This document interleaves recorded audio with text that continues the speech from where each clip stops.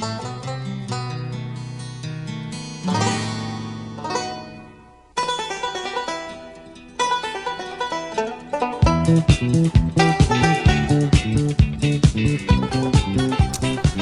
and welcome to another episode of the Cover Zero podcast, the show where I cover the least in the best way possible. I'm your host, Jason Wells, and not a ton happening again. The NFL schedule is out, though. I will go over that and, like always, give you that NFL weekly update. I don't know. I kind of want to do more of an intro. I'm kind of fighting with Spills right now in the group chat about Chargers Dolphins week 1. I will talk more about that later. I guess with the schedule being out, it basically gives, all of us fans something to really look for. People are looking at where we can get a trip to, which games are going to be exciting. It's the time of year where everyone goes and they're circling the wins and the losses, and most people or most fans have their team in the playoffs unless you're probably one of those bottom 5 teams. But I feel like every team is, or every fan of every team is being optimistic right now. Also, the sun is coming in through this window, and on video I look as fucking pale as a ghost right now, so okay, I look better now. Moved around. So yeah, I guess let's just get into the episode with the weekly update. Starting with this just happened today, which is yesterday as you're listening to this. Joe Burrow and the Bengals are in talks for a contract extension. Burrow came out and said, though, that other teammates he has, their contracts are also on his mind. He's kind of suggesting he might take a pay cut. And this is literally a fight we're just having right now in the group chat. But I get why, if some team was going to give you $250 million, being like, hey, give me 200 instead, split that between T. Higgins and Jamar Chase. Better offense, better chance to win. Great teams win the Super Bowl. It is very rare that a quarterback can will you all the way there. The quarterback is obviously the most important piece, but it takes a team to win the game. So I'm definitely on the side of, let's say I was Joe Burrow, I was some elite quarterback. Definitely am not, or ever was, even back in those middle school days, but getting out of hand here. Let's say I was Burrow. It's basically, I don't know. I feel like, what's the difference between 200 and 250? Obviously, it's $50 fucking million. That's a lot of money. But end of the day, if you have a better chance of winning a Super Bowl, that's what he's here for. That's what he wants to do. That's what every player in the NFL should aspire to be on one of these Super Bowl winning teams. Obviously, it's not a certainty, even if he does take a pay cut for it, but it's a competitive guy. End of the day, you retire. Oh no, I have $200 million. He's going to get another contract extension even after this one, barring injury, but he'll have enough money. Joe Burrow also has the luxury of coming from a stable upbringing. Not even just, I don't know. He's white. That's literally, he's allowed to do this. He's allowed to take less money because he has stuff to fall back on, where guys who are fighting for this generational wealth for their families to secure their family's future, Joe Burrow doesn't really have to worry about that. Got a little, that was good. I'm happy I said that. But either way, he will be one of the highest paid QBs in the NFL, and he obviously hopes to keep his two, all-pro and Pro Bowl wide receiver teammates. We'll keep going, though. There was a trade. The Cleveland Browns have traded for Zadarius Smith and a 6th and 7th round pick in 2025 from the Vikings for a 5th and 24 and a 5th and 25 Great move by the Browns. Zadarius Smith coming off last season with the Vikings with 10 sacks. Season before that was hurt, played for the Packers. Season before that, he had 13 sacks. Very productive player, putting him opposite Myles Garrett. Obviously, way more of a productive pass rusher than Clowney ever was, ever will be. Obviously, Clowney's great in the run game. Zadarius Smith is still pretty damn good. This is a huge boost for an already good Browns defense. Yeah, and you can see Brian Flores, the mold that he wants for that defense is already taking shape, letting go of a guy like Zadarius Smith. Definitely on the back half of his career, but still very, very productive. Very good move for the Browns. Next news, the Commanders have officially sold to the Josh Harris and Mitchell Rails group. I think that was the last guy. Either way, Josh Harris. Things are looking up for the Commanders. Obviously not really in terms of the football team. I liked when they were the Washington football team. But they're done with Dan Snyder. Dan Snyder is gone. You don't have to worry about him fucking up the team anymore. Big day for any Commanders fans out there.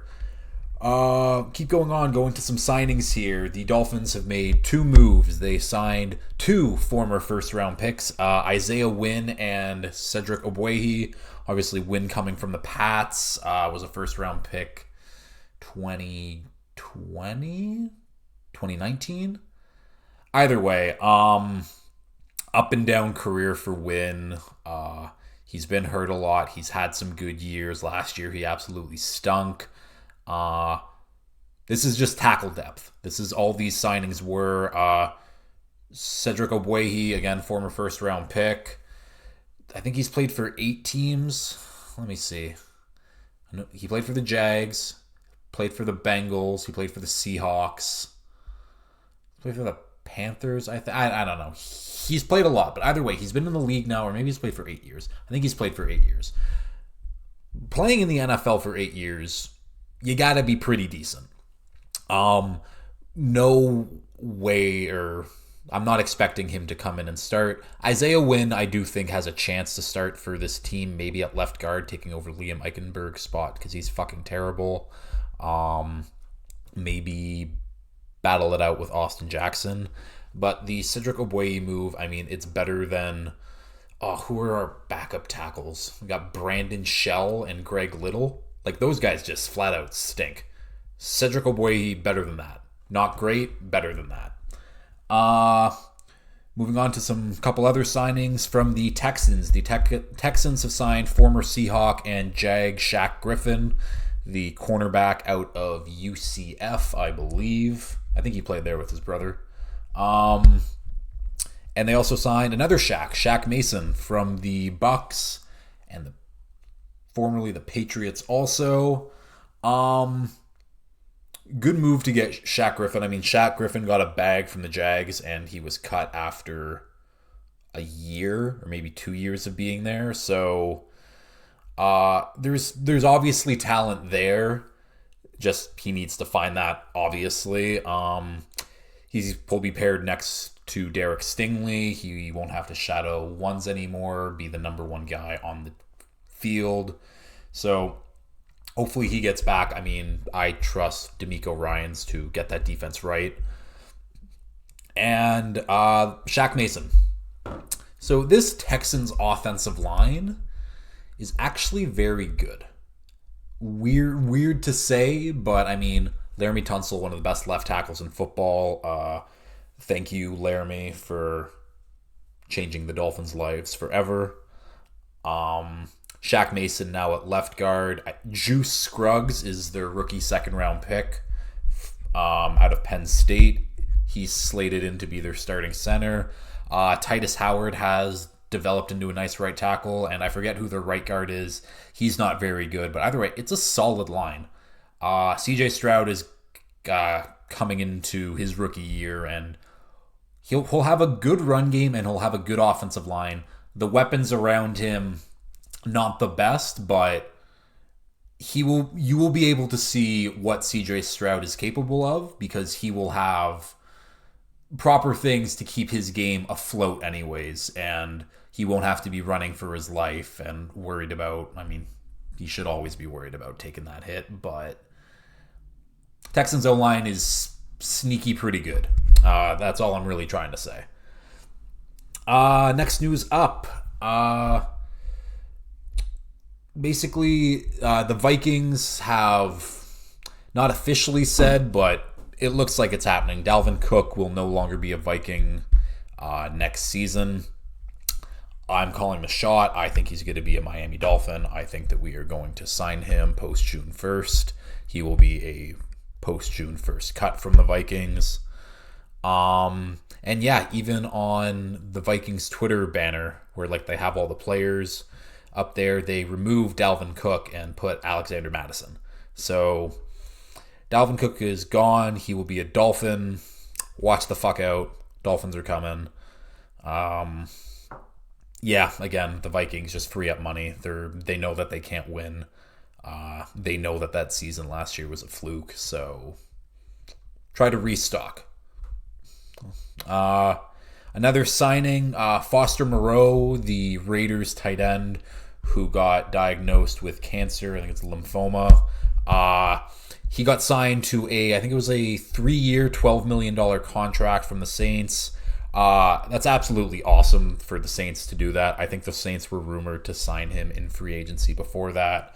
Obviously, Foster's treatment is going well, and this also allows Foster to get his NFL insurance back, so he doesn't have to pay out of pocket. I'm not really sure if he was, but now he definitely doesn't have to, so great move by the Saints. Love that for Foster. Was hoping that he would come to the Dolphins earlier in the offseason. Obviously, we did not address the tight end position, but it is what it is. Happy for Foster. Next note up, Matt Ryan has a new job. Not in football per se, but as a football analyst for CBS. I think Matt Ryan will be good. I think when he came on Pardon My Take a few years ago, he was actually, I was like going into the interview, I was like, I don't know how much of a personality Matt Ryan really has. I like Matt Ryan. Matt Ryan, he has a personality. I think he's smart. Like, obviously, he knows the game very well. I think he'll do pretty good. He did say, this isn't the end of his football career. Who are we kidding? I don't think anyone's giving him a starter job, clearly. I think he could definitely still be a backup if he wanted to. I don't think he wants to be a backup, if we're being honest. So maybe some team will call him mid-season. Obviously, injuries happen. But right now, he is a football analyst. Last news I have up. Sad news, really. Bo Jackson, he announced that he has had hiccups for over a year. I don't even know how that's possible. I think the longest time I've ever had hiccups is maybe like half an hour, and it's just awful because it's so annoying. Can you imagine having it for over a year? So apparently he was getting surgery to fix it. I don't know what the hell kind of surgery that is, but Bo Jackson continues time and time again that he is one of the toughest people on the planet. Dealing with hiccups for over a year is something only Bo Jackson can do, because that man is special. Okay, let's get into some NFL schedule talk. So basically, I'm just going to go through all of the primetime games. Not going to talk about each one, obviously, because I could be here for an hour. Plus, that's boring. If I have anything to say about it, I'll say it. Let's start with the Thursday night games. Like usual, the Thursday night games are not the best. There's going to be some stinkers on here. Starting with a rematch from last season, Eagles versus Vikings. The Eagles absolutely kicked the shit out of the Vikings last year, and they're going to do it again. Easily. That should be fun. Following that up, Giants at Niners. Let's see what Daniel Jones looks like this year. I don't know. This should be... Niners need to figure out their QB situation. Moving on, week 3. Lions, Green Bay. should be fun. Here's one of the stinkers. Bears Commanders. Fun for a couple reasons if you're a big NFL fan. If you're just a casual fan, don't even need to put this game on. These are two teams that will not do anything this year. That's actually not true. I mean, the NFC does suck, and I could see the Bears, if Justin Fields has an absolutely killer year, the Bears sneaking into the playoffs. That's for later stuff. Moving on, week 5, going to a divisional matchup, Broncos-Chiefs. Woo, at least Mahomes is there. Next week up, Jags at Saints. At least Trevor Lawrence is there. Coming into this one will probably be a stinker, Bucks at Bills. Again, the Bucks, one of these terrible teams. The Bills should be pretty fucking good. Should be an easy game for the Bills. Then we got Titans at Steelers, another game between teams who they're just not going to be in the playoffs, frankly. Panthers at Bears. Look at that, Bears. You're getting 2 Thursday night football games. That actually kind of sucks for the players. But Panthers at Bears. We'll see what the Panthers can really do. Simple as that. See what Bryce Young meant. Bryce Young in some of these pictures on like Twitter, because it's always funny when it's like, oh, it's the small guy on the team, like blah blah blah, but it's like Russ is small, obviously. Russ has some build to him. Bryce Young is just small. And I've been saying Bryce Young is a small man. He looks small behind that offensive line. I mean, most people do, but he looks particularly small. Another divisional matchup, Bengals at Ravens. That'll be fun. Both of these teams are very good. Should be a fun game. Then we got the Black Friday football. That's what they're calling it. Either way, they're putting a game on Black Friday this year. It will be the Dolphins at the Jets. Looking forward to it. I'm counting that. I mean, they count it as a primetime game, so I guess I should be saying that too. But the Jets aren't as good as people think that they're going to be. I'll just say that, move on. Seahawks at Cowboys. Seahawks are one of these not even sneaky teams. I think they're one of the better teams in the NFC. Let's just see if Geno Smith can do what he did last year. That's asking a lot for him, given he's been in the NFL for a decade now. Cowboys should be really fucking good. They just got a bozo coaching their team. This is going to be a boring game. Pats at Steelers. 2 very defensive teams who might be able to do things on offense, but both of their quarterbacks I don't have a lot of faith in whatsoever. Have not really shown me a ton of upside. This is a game I'm calling right now. I am taking the under no matter what it is set at. Yeah, that's going to be an under game. It's also probably going to be a cold game in Pittsburgh. Chargers at Raiders. Fine game. It's a divisional matchup. Was a banger of a game 2 seasons ago to end that season. Yeah, I don't know. Chargers are just kind of fielding the same team as last year and just hoping that it works. Newsflash, it will not. Saints at Rams. Oh my, that's going to be a bad game. God, NFC sucks. And to close out the year, Jets-Browns. That'll be a decent game. Both these teams I could definitely see making the playoffs, but I guess we shall see. Either way, the Thursday night games are always the worst. So let's keep it going. Monday Night Football, Bills-Jets. That's a fun one. Then we got 2 Monday Night Football games, week 2, with the Saints and Panthers and Browns-Steelers divisional games. Should be fun. The Browns-Steelers game definitely more fun than the Saints-Panthers game. Yeah, that's easy to say. Week 3, another doubleheader Monday Night Football. Eagles at Bucks, going to be a slaughter. Oh, I didn't even notice this. I had in my notes that the Rams at the Bengals is going to be the Bengals are just going to murder them. The Eagles are going to do the same thing to the Bucks. That game's not going to be even close. But the reason I had the Bengals listed, this Rams team, I said it last year, this Rams team isn't going to be very good. I called them.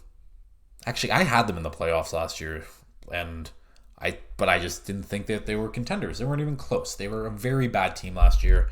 A lot of that because of injuries. Injuries do happen though, and now their Super Bowl window is definitely closed because I know one player on the Rams defense. I've said this earlier already. It's Aaron Donald. Actually, I think Jordan Fuller, who I just know that name. I don't even know him as like a football player. Everyone else on the team, or at least on the defense, I have no idea who they are. They're going to be bad. This Bengals team is going to hang 40 on them easily. When I was talking with Cam and Keeg the other day, I was saying that I think this Rams defense is easily going to be bottom 5, and I would have them as the worst defense in the league if it wasn't for Aaron Donald, because I have to respect Aaron Donald, so I will not say that the Rams will have the worst defense in the NFL next coming season. Moving on though, Falcons at Jags. I've been talking myself into the Falcons more and more. Really just hangs on Desmond Ridder. We'll see. Jags are going to be fun, of course. Easy favorites for that division. Seahawks at Giants. That'll be good for wild card seeding. Packers at Raiders. Jordan Love in primetime. I don't think he was there for the Thursday night, and he's not there for Sunday night. I'm peeking ahead. So we get to see Jordan Love in primetime against the Raiders. Should be decent. I'm not expecting much from either of these teams. Cowboys at Chargers. Now there's a fun one. And not because I like both of these rosters. I do actually quite like the Cowboys roster, and as I said, the Chargers are just running it back and hoping it works. This will be a funny game purely because both of these coaches should have been fired and they're both morons.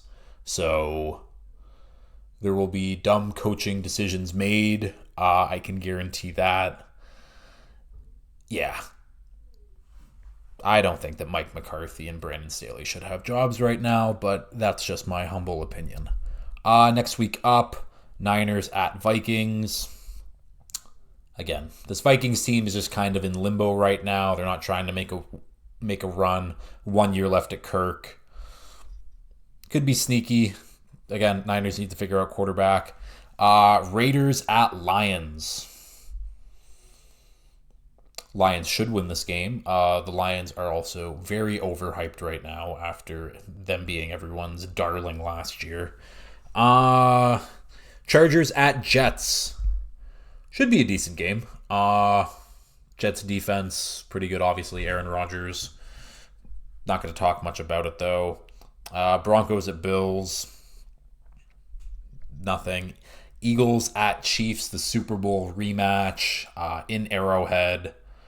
That game will be a lot of fun. This game won't be a lot of fun. Bears at Vikings. And actually, it could be. But not a lot of hopes. Bengals at Jaguars. That will be a very high-scoring game. Both teams, I mean, especially the Jags defense, I do not trust. Bengals defense is coached really well, but should be a high-scoring game in that one. Titans at Dolphins. Us getting revenge for that really, really, really shitty game 2 years ago that could have pushed us into the playoffs. Titans are not as good as they were 2 years ago. Packers at Giants also on that Sunday night. It's a fine game. Sure. Chiefs at Patriots. This will also probably be a boring game. I feel like Bill Belichick knows how to get to Mahomes and not figure out Reed, but the Chiefs are still going to win this one, obviously, but it'll be lower scoring, and the Pats will hang around just because they can run the ball well, because that's what they do. This is probably one of my favorite games of the year, theoretically. Ravens at Niners on Christmas. Both of these rosters absolutely loaded. The reason I like this for the Niners so much too is I still think Trey Lance is going to be that guy. Two mobile quarterbacks, two athletic quarterbacks playing in that game will be a lot of fun. The defenses are very, very good. Yeah, that'll be a fun game. And then Lions, Cowboys, week 17. That'll be fun. I mean, that will should be big playoff implications for the Lions if they win that game. And obviously, Week 18 is going to be a flex game. I'm calling it now. It'll be Dolphins-Bills Week 18 to see who wins that division. Moving on, Sunday night games. I don't know how boring this is for people, me just kind of talking about the games. Maybe I should have just picked out a few. Either way, we're getting a good, healthy dose of NFL talk right now. Again, not much happening in the offseason, so you're welcome. I'm doing you all a service right now. So, NFL kickoff game. Lions-Chiefs, little unexpected, obviously, the Lions getting that game over plenty of other games or other teams. We'll find out real quick if the Lions are frauds or not. They were talking about it on Pardon My Take, and Big Cat was saying that he thinks it's better for the Lions to have a close loss than to beat the Chiefs. Because if you beat the Chiefs week 1, your expectations are sky high, whatever. If you lose to the Chiefs week 1 but make it close, people are saying, okay, they deserve to hang around. Let's go see it. Knocking off the Super Bowl champs week 1 is a tough ask. Obviously, you'd rather get the win. But I'm also kind of agreeing with Big Cat where I think the Lions losing a close game rather than winning it outright is better for the team's ego going forward. Because you don't want to get too hot too quick being like, yeah, we're this great fucking team. Playing a close game against the Chiefs, that's a win for the Lions week 1, even though it's technically not. The actual week 1 Sunday night game. Oh yeah, all of those were Monday night games. I think I was saying Sunday night. Either way. The week 1 Sunday night game, though, is Cowboys-Giants, because of course it is. They have to play those two teams against each other. Week 2. I keep kicking this damn box. Okay. Week 2, we get the Dolphins at the Pats. We finally aren't playing the Pats week 1. I think we've played them for the last 3 years week 1, so get a little something different now. Plus the game's prime time. Obviously, Tua owns the Patriots. He is 4-0 in his career against them, and nothing will change that night. Steelers-Raiders, that's just two middle of the pack AFC teams. Not playing for much, but maybe thinking that, they're a playoff team, even though they're, I don't know, the 10th and 11th best team in the AFC, if we're really being honest. 11th and 12th, maybe. God, the AFC is tough, because they're decent teams. They're not bad by any means. Chiefs at Jets, week 4. Big test for those Jets. Cowboys at Niners. That'll be fun. Hopefully the Cowboys re-sign Zeke and put him behind center again. Or no, put him at center. That's how stupid that play was. He wasn't even behind center. Wasn't even Wildcat. No, Zeke was the center. Giants at Bills. Giants getting 2 Sunday night games. That's what happens when you have a big market team, gentlemen. And ladies, if any are listening. Maybe my girlfriend. Hi. Week 7, we got the Dolphins at Eagles. This is a very exciting game for the Dolphins.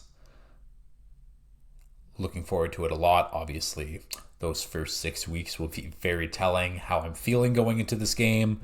But right now, I completely welcome the test of one of the better teams in the NFC still. Bears at Chargers, week 8. Should be a win for the Chargers, but you never know. Bills, Bengals, we'll get that rematch. We'll get the Damar Hamlin. He will be playing in that game, so his return to the field against the team that tried to kill him. I don't know, I'm just saying. Week 10, Jets at Raiders. Aaron Rodgers playing against Devontae Adams. I guess that's the storyline. Other than that, Jets should win. Vikings, Broncos. Who cares? That's a who cares Sunday night. That's one of the first Sunday night games where I'm like, actually no, that week 3 game Steelers Raiders is a dud. But this is another dud. The Thanksgiving game, we got the Niners at the Seahawks. Those two teams always play great games against each other. I expect nothing else this season from them. Ravens Chargers week 12. That'll be a fun one. These are two teams that should be competing for the AFC playoffs around that time. Probably both for wild card spots. Could be for the division. Either way, very important game. Chiefs Packers week 13. See what Jordan Love's arm looks like compared to Mahomes. It's the really only storyline I can think about. Important divisional game. Eagles at Cowboys. This is a good Cowboys team. Just gonna flat out say it. The roster is very good. Obviously, Dak Prescott is a fine quarterback. He is a good quarterback. He is not a great quarterback. But Mike McCarthy lives in the early 2000s and wishes to run the ball and run the ball and run the ball. Unfortunately, Tony Pollard is hurt, and they don't have another running back. Actually, I mean, they do obviously have other running backs, just they're not anyone special. They drafted Deuce Vaughn, who's 5'6", but maybe he can do something. Week 15, Ravens-Jags. Again, another important game for playoffs. Obviously, the Jags should have the AFC South wrapped up by week 15 because it's a bad division except for them. Bengals-Steelers. Obviously, I mean, those divisional matchups, always great. Week 16, Bills-Chargers. Another good one. How many Sunday Night Football games do the Chargers have? 3 Sunday Night Football games. Yeah, they'll go 1-2. I'd like to say 0-3. Yeah, I think they could lose to the Bears week 8. That would be fun. Week 17, Packers, Vikings, divisional matchup, but I don't think those are the teams. I don't know. The NFC North is really up for grabs right now. I can see any of these teams really winning. And obviously, week 18 will get flexed for something. This is where I was saying the Dolphins and Bills should get the Sunday Night Football flex. The Monday Night Football flex, that can go to anyone else. Dolphins Bills deserves that Sunday night game. Yeah, those are the primetime games. I can't believe I mentioned every single one. You're all so welcome for all of that. Let's just talk a little Dolphins schedule right now. Some key games that weren't mentioned. Obviously, the week 1 matchup versus the Chargers will be huge. Since 2020, when Herbert and Tua were both drafted, they are 1-1. Justin Herbert notoriously, after the first game, shaved his head, shaved his luscious locks because he just took an absolute beating from the defense that year. And obviously, Tua looked like absolute shit last year against the Chargers. Looked like absolute shit and still only lost by 6. Fine with me. That'll be a fun week 1. Obviously, we'll be watching that with Tommy. Plus, I'm sure several other people. But I feel like any time I've ever watched a Chargers game with Tommy, the Chargers have always lost. So maybe he should just stay home for that one. Another primetime game, technically not primetime, but the Dolphins are playing the Chiefs in Germany. So takes away a road game. Actually, it's still technically a road game, but it's not a home game for the Chiefs. Tyreek gets to play against his former team. Obviously, it was supposed to be his return to Arrowhead. I'm fine with not playing the Chiefs in Arrowhead, and that seems like something in our favor. Again, that'll be a fun game. I expect that game to be close. I just don't think people are ready for how good our defense is going to be. They don't know. They don't know, and I know, and it's going to be great. But we're so close. The NFL is quickly getting here. All 32 teams, rookie mini camps have officially started too. Yeah.